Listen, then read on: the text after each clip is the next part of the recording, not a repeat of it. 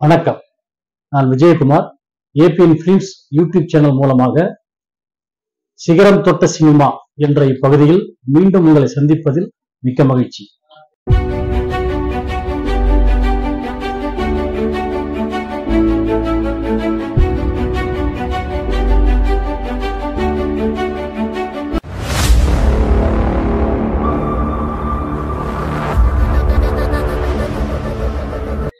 இன்றைய சிகரம் தொட்ட சினிமா என்ற இப்பகுதியில் நாம் தெரிந்து கொள்ள போகும் படம் எதுன்னு பாத்தீங்கன்னாக்கா 1961 வெளியான திருடாதே அப்படிங்கிற படம். இதுல எம்ஜிஆர், சரோஜா தேவி, நம்பியார், தங்கவேலு, எம்என் ராஜன் போன்ற பல நடித்திருக்கின்றார்கள். எம்ஜிஆருக்கு மிக பெரும் திருப்புமுனையாக அமைந்த படம் இந்த திருடாதே. இந்த படத்துக்கு பா. நீலகண்டன் அவர்கள் இயக்கியிருக்காரு. கண்ணதாசன் அவர்கள் திரைக்கதை எழுதி பாடல்களும் எழுதியிருக்காரு. ஏஎல்எஸ் மூவிஸ் சார்பாக அருணாச்சலம் அவர்கள் இப்படத்தை தயாரித்திருக்கிறார்கள்.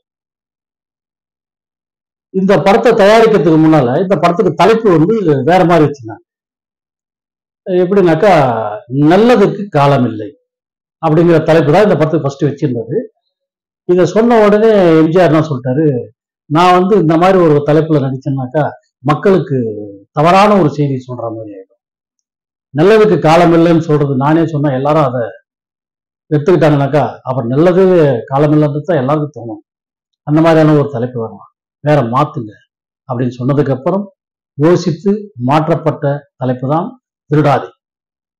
இது திருடாதே என்று சொல்லும்போது மக்களுக்கு ஒரு செய்தியை சொல்வதாகவும் மக்களுக்கு ஒரு அறிவுரை சொல்வதாகவும் இது அமைந்திருக்கவே இந்த தலைப்பே சிறப்பான தலைப்பு என்று வைத்துவிட்டார்கள்.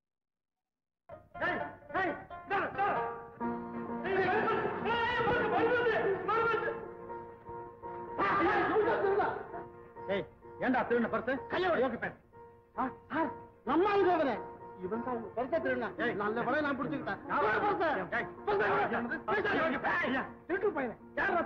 ஆளை போடுற சரி ஜமீன்தார் விட்டு மருவம் மாதிரி போடுங்க.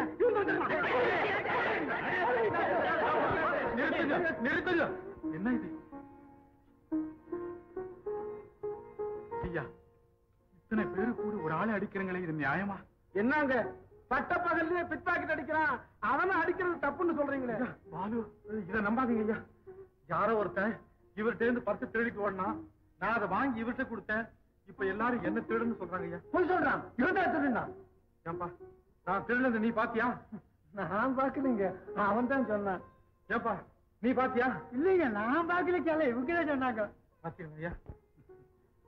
ஐயா, பாலுவை பத்தி எனக்கு தெரியும். அவன் ரொம்ப நல்லவன். ஐயா, உங்களுக்கு பணம் கிடைச்சா? அது கிடைச்சிட்டு. சரி, அப்போ வா பாலு.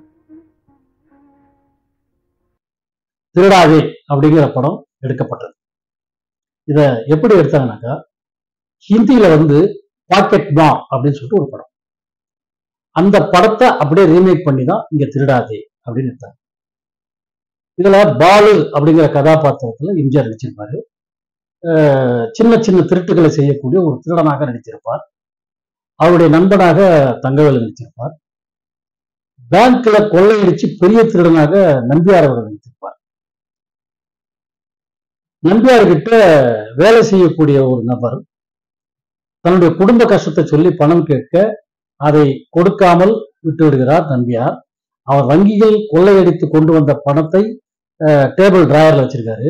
அந்த பணியாளர் அந்த டேபிள் டிராயரை திறந்து அதுல இருந்து பணத்தை கொஞ்சம் திருடுகிறார். வணக்கம் சார். ராஜு, சௌக்கியமா? தாராவை கல்யாணம் பண்ணிக்க உனக்கு இஷ்டம் தானே? மன்னிக்கணும் சார், முடியாதுன்னு முன்னமே சொல்லிட்டேனே. எனக்கு கொடுக்க வேண்டிய 2000 மட்டும் கொடுத்தா போதும் சார். என்னமே சுத்த பூல் மாதிரி பேசிட்டு இருக்க? 2000 சொல்லிட்டு ஏன் உயிரை விட்டுட்டு இருக்க? தாராவை கல்யாணம் பண்ணிக்கோ, உனக்கு நெக்ஸ்ட் மினிட் 2 லட்சம் ரூபாய் தர்றேன். 2 lakhs. வேண்டாம் சார், எனக்கு சேர வேண்டிய 2000 மட்டும் கொடுத்தா போதும் சார். அப்ப நீ தாராவை கல்யாணம் பண்ணிக்க மாட்டேன்? முடியாது. முடியாது. அப்ப உனக்கு சேர வேண்டிய 2000 ரூபாயும் கிடையாது. நீ பண்ண முடிஞ்சத பண்ணிக்கோ.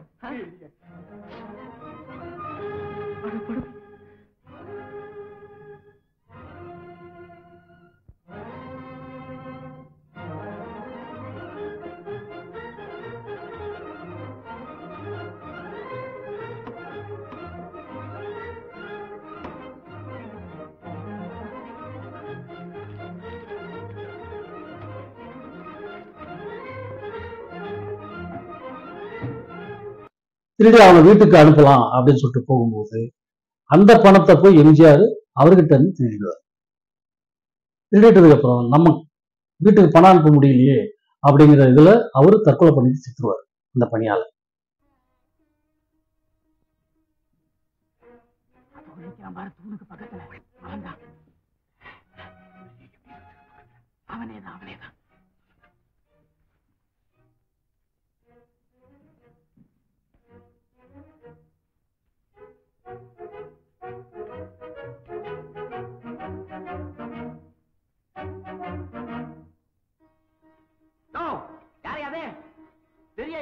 கியூல முன்ன போய் நிக்கிறிய யாராது? உங்க பாட்டை விட்டு கியூவா? இல்ல இல்ல உங்க பாட்டை விட்டு கியூ தான். இந்த பாருயா ஓங்கி அரஞ்சானா தெரியுமா? குடுத்தானா தெரியுமா? குடுத்தானா தெரியுமா? ஒன்ன நாய் அடிக்கிறது. இதோ எங்க சாண்டான ஓங்கி குடுத்தானா அவன் வாயில இருக்கிற பல்லு 32 பரவாயில்ல விழுந்துரும். ஏய் என் கையான புளியம்பழம் பறி போயிருக்கா, குடுத்தா தலைய உருண்டு.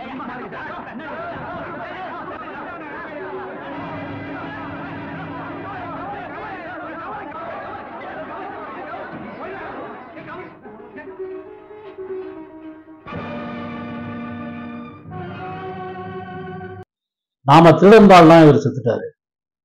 இவருடைய குடும்பத்துக்கு அனுப்ப வேண்டிய பணம் இது நம்ம திருடிட்டுமே மன வருத்தத்தோட இவர் என்ன பண்றாரு, கொண்டு போயிட்டு அந்த குடும்பத்துக்கே அந்த பணத்தை கொடுக்குறாரு.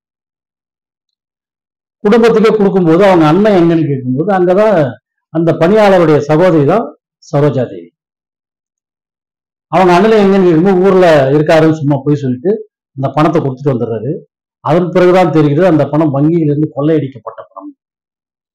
கொள்ளையடிக்கப்பட்ட பணத்தை கொண்டு வந்து கொடுத்திருப்பதனால் எம்ஜிஆர் தான் அதை கொள்ளையடித்தார் என்று காவல்துறை அதை தேட ஆரம்பிக்கிறது. இந்த விஷயம் எம்ஜிஆருடைய அம்மாவுக்கு போகுது. என் பையன் திருடம் கிடையாது, அவன் அந்த மாதிரி ஆள் கிடையாது சொல்லும்போது பிள்ளையே வரும்போது பிள்ளைய கேட்குறாங்க. ஆனா அவர் காலில் வந்து மன்னிச்சிருமா அப்படின்னு கெஞ்சுறாரு. இனிமேட்டு நான் திருட மாட்டேன் அப்படிங்கிறாரு. ஆனால் இதுவரை நீ திருடி இருக்கிறார், என் வயிற்றில் பிறந்த நீ திருடனா என்று சொல்லி ஆத்திரத்தில் மாடியில் இருந்து அவர் தாய் இறந்து விடுகிறார். நான் உன்னை நம்பும் போது நீ ஏன்பா கவலைப்படுற? ஐயோ அம்மா, என்ன நம்புறீங்களாமா? என்ன நம்புறீங்களாமா? அம்மா அம்மா, உங்க நம்பிக்கை இனி வீண் போகாதம்மா. நான் திருந்திட்டேம்மா, நான் திருந்திட்டேம்மா, திருந்திட்டேம்மா. திருந்துட்டியா? ஆமாவா? அப்படின்னா அவங்க சொன்னதெல்லாம் உண்மைதாம்மா. நேற்று வரை திருடிக்கிட்டு தாமா இருந்தேன். 10 பேர் பார்த்து பழிக்கும் வாழ்க்கை தாமா நடத்திக்கிட்டு இருந்தேன்.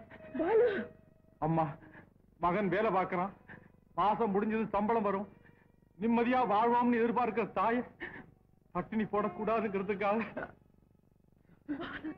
அம்மா, என் மகன் திருட. அம்மா, அம்மா, எனக்காகவா திருடுன? என் வயிறு குளிர்ந்த போதெல்லாம் ஊரார் வயிறு பத்தி எரிஞ்சிருக்க மாட்டா பாவி. அம்மா, அம்மா, உன்னை தூக்கி வளர்த்த கை முறிஞ்சு போகட்டும். அம்மா, அம்மா, நான் திருந்திட்டேம்மா, நான் திருந்திட்டேம்மா. அம்மா, என்ன தொடாதே. உன் பாப கணக்கால் என்னை தொடாதே. அம்மா, என்ன மன்னிச்சிருங்கம்மா, என்ன மன்னிச்சிருங்கம்மா. மன்னிப்பு? உன்னை பெத்த பாவத்துக்கு அது எனக்கே கிடைக்காதடா துரோகி. அம்மா, சொல்லாத அப்படி. உனக்கு தாயா இருந்து நான் அடைஞ்ச சுகம் போதும். ஐயோ அம்மா, நீங்களே என்ன வெறுத்துட்டா எனக்கு வேற கதி. அம்மா, தொடாதே, அப்படி சொல்லாதீங்கம்மா. தொடாதே. என் சாம்பல கூட நீ தொடக்கூடாது. ஐயோ அம்மா, இந்த பாவிக்கு மன்னிப்பே கிடையாது. அம்மா, அம்மா, அம்மா, அம்மா. தாய் இறந்த பிறகு எம்ஜிஆரின் மனம் மாறுகிறது. இனி திருடவே கூடாது, மக்களுக்கு நல்லது மட்டுமே செய்ய வேண்டும், உழைத்து பணம் சம்பாதிக்க வேண்டும், அனைவருக்கும் அதை உதவ வேண்டும் என்ற எண்ணத்திற்கு மாறுகிறார். நான் மட்டும் திருடக்கூடாதுன்னு, யாருமே இனி திருடாதீர்கள் அப்படிங்கிற மாதிரி அந்த கதையை பண்ணியிருப்பாங்க. இதுல அதுக்கப்புறம் திருட மாட்டோம்னு ஆனதுக்கு அப்புறம் தான் அந்த பேங்க் கொள்ளை யாரால் நடத்தப்பட்டது, அந்த பணம் எங்கிருந்து வந்தது என்பதையெல்லாம் இவரும் சேர்ந்து அதை கண்டுபிடித்து காவல்துறையிடம் ஒப்படைத்து இவர் நிரபராதி என்று வெளியே வருகிறார். இப்படியாக முடிகிறது இந்த திரை. இதுல பேங்க் கொள்ளையராக எம்என் நம்பியாரும், நம்பியாரின் சகோதரியாக எம்என் ராஜன் இருப்பார்கள். அவர்கள் எம்ஜிஆரை காதலிப்பார்கள். ஆனால் எம்ஜிஆர் சகோதரியை காதலிப்பார். இந்த படத்திற்கு கண்ணதாசன் அவர்கள் திரைக்கதை எழுதியிருப்பார். பாடல்கள் அனைத்தையும் மிக சிறப்பாக எழுதியிருப்பார். ஒரு திருடாதே அப்படின்னு சொல்றாங்க இல்லையா, அந்த தலைப்புக்கு ஏற்ற மாதிரி ஒரு பாடல் வச்சிருப்பார். என்னன்னாக்கா, திருடாதே பாப்பா திருடாதே, திருடாதே பாப்பா திருடாதே அப்படின்னு. திருடாதே பாப்பா திருடாதே, திருடாதே பாப்பா திருடாதே, திருடாதே பாப்பா திருடாதே, வறுமை நிலைக்கு பயந்து விடாதே, வறுமை நிலைக்கு பயந்து விடாதே, திறமை இருக்கு மறந்து விடாதே, திருடாதே பாப்பா திருடாதே. ஒரு பாட்டு எழுதியிருப்பாங்க. அப்புறம் காதல், எம்ஜிஆருக்கும் சரோஜாதேவிக்கும் காதல் உருவான ஒண்ணு ஒரு பாடல். என் அருகே நீ இருந்தால் உலகம் எல்லாம் சுழலுவதே அப்படிங்கிற ஒரு பாடல். இப்படி படம் முழுக்க பாடல்களும் வசனங்களும் மிகவும் சிறப்பாகவும் கேட்பதற்கு அருமையாகவும் அமைந்திருக்கும். எம்ஜிஆருக்கு ஒரு திருப்பு முனையாக அமைந்த படம் இது. ஒரு கத்தி சண்டை போட்டு ராஜாக்கள் காலத்து படங்களில் நடித்துக் கொண்ட எம்ஜிஆருக்கு ஒரு சமூக படமாக இந்த படம் எடுக்கப்பட்டு இது மாபெரும் வெற்றியை கண்ட படமாக அமைந்தது. 100 நாட்களுக்கு மேல் கூடி வசூல் குவித்த படம் இந்த திருடாதே. எம்ஜிஆர், சரோஜாதேவி, நம்பியார், எம்என் ராஜன், தங்கவேலு ஆகிய அனைவரும் நடித்து 1961ஆம் ஆண்டு வெளியாகி மாபெரும் வெற்றியை பெற்ற படம் தான் திருடாதே. அது என்ன இன்னொரு விஷயம் பார்த்தீங்கன்னாக்கா, இந்த படத்திற்கு எஸ்.எம். சுப்பையா நாயுடு அவர்கள் தான் இசையமைத்திருப்பார்கள். ஆனால் என் அருகே நீ இருந்தால் உலகமெல்லாம் சுழலுவதே என்ற அந்த பாடலுக்கு விஸ்வநாதன் ராமமூர்த்தி அவர்கள் தான் இசையமைத்திருப்பார்கள். அந்த படம் ஏஎல்எஸ் புரொடக்ஷன்ஸ்க்கு திருடாதே படத்துக்கு முந்தைய படத்திற்காக போடப்பட்ட பாடல் அது. ஆனால் அந்த பாடல் அந்த படத்தில் இடம்பெறாமல் நிறுத்தி வைக்கப்பட்ட பாடல் அது. அந்த பாடலை இந்த படத்திற்கு உபயோகப்படுத்தினார்கள். ஆனால் எம்.எஸ். விஸ்வநாதன் பெயரை அதில் பயன்படுத்திக் கொள்ளவில்லை. இது ஒரு செய்தி. இந்த படத்தில் எம்.எஸ். விஸ்வநாதன் இசையமைத்து உருவாக்கப்பட்ட மிக சிறந்த பாடல் அவர் பெயர் போடாமலேயே ஒரு படத்தில் வெளியாகி இருக்கிறது என்றால் அது அந்த திருடாதே படத்தில் மட்டும்தான். இப்படி இந்த படம் தலைப்பு மாற்றப்பட்டு ஒரு சிறந்த தலைப்பை உருவாக்கியதாகவும், வேறு இசையமைப்பாளர் இசையமைத்த ஒரு பாடல் இந்த படத்தில் இடம்பெற்றிருப்பதும் இது முதல் முறை. இப்படி பலவிதமான விஷயங்களை உள்ளடக்கிய படம் தான் இந்த திருடாதே. கண்ணதாசனின் திரைக்கதையிலும் பாடல்களிலும் நீலகண்டன் அவர்களின் இயக்கத்திலும் எம்ஜிஆர், சரோஜாதேவி நடித்த திரைப்படம் திருடாதே வெளியாகி 1961ஆம் ஆண்டு வெளியாகி மாபெரும் வெற்றியை பெற்ற ஒரு திரைப்படம். இதுபோன்று சமூகத்திற்கு தேவையான அறிவுரைகளை சொல்லக்கூடிய படங்களின் வருகை இன்றைய காலகட்டத்திலே குறைந்து போனதும் இல்லாமல் மறைந்தும் போனது. ஆகையினால் இனிவரும் படங்களாவது இந்த சமுதாயத்தை திருத்துவதற்கு உண்டான அறிவுரைகளோடும் ஒரு லட்சியத்தோடும் எடுக்கப்பட்ட படங்களாக வர வேண்டும் என்று கூறி விடைபெறுகிறேன். நன்றி, வணக்கம்.